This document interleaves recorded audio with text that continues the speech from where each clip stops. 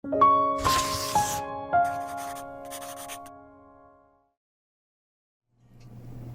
gising ka pa? Akala ko ba pagod ka galing sa labada? Kailangan kong tapusin to, Gardo. May pasok ang mga bata bukas, oh. Kailangan nila ng mga malinis na uniforme. Hayaan mo na muna yan. Magpahinga ka na rito sa tabi ko. Paano ako magpapahinga? 6 ang anak natin. 6 na bibig ang kailangan kumain. 6 na tuition ang kailangan nating bayaran. Ako lang ang kumikilos dito sa bahay natin eh. Celia, alam mo namang mahirap magharap ng trabaho ngayon.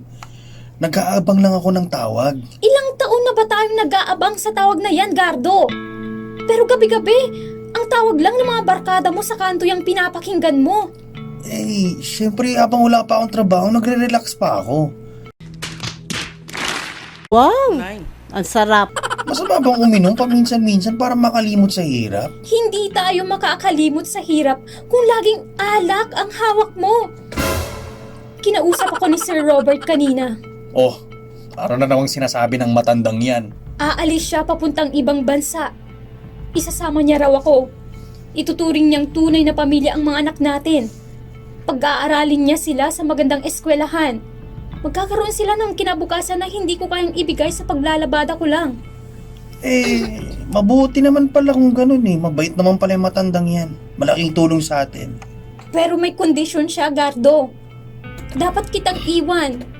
Hindi ka pwedeng sumama. Ano? Bakit kailangan mo akong iwan?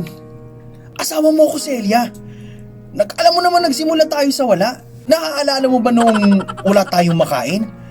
Magkahawak yung kamay nating nilagpasan yun. Naaalala ko yun, Gardo.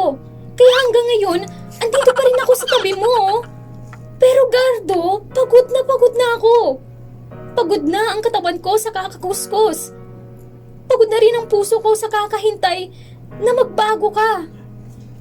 Mahal mo pa ba ako? Paano masabi? O mas mahal mo na ang perang inaalok sa'yo ng amo mo? Mahal kita. Pero sapat ba ang pagmamahal kung ang mga anak natin ay walang katiyakan ng bukas? Nakikita ni Sir Robert ang halaga ko. Ipinapakita niya sa akin na hindi ko kailangang pasanin ang lahat ng mag-isa. Eh mukhang desidido ka na eh. Iiwan mo ang 18 taon natin para lang sa ibang bansa? Para lang sa pera? Hindi ko pa alam, Gardo. Pero tinitignan ko ang mga bata na tutulog sa sahig.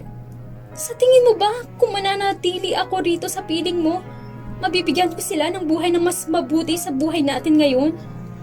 Huwag mo naman gawin to, Celia. Naghihintay lang talaga ako ng tawag. Magbabago ako.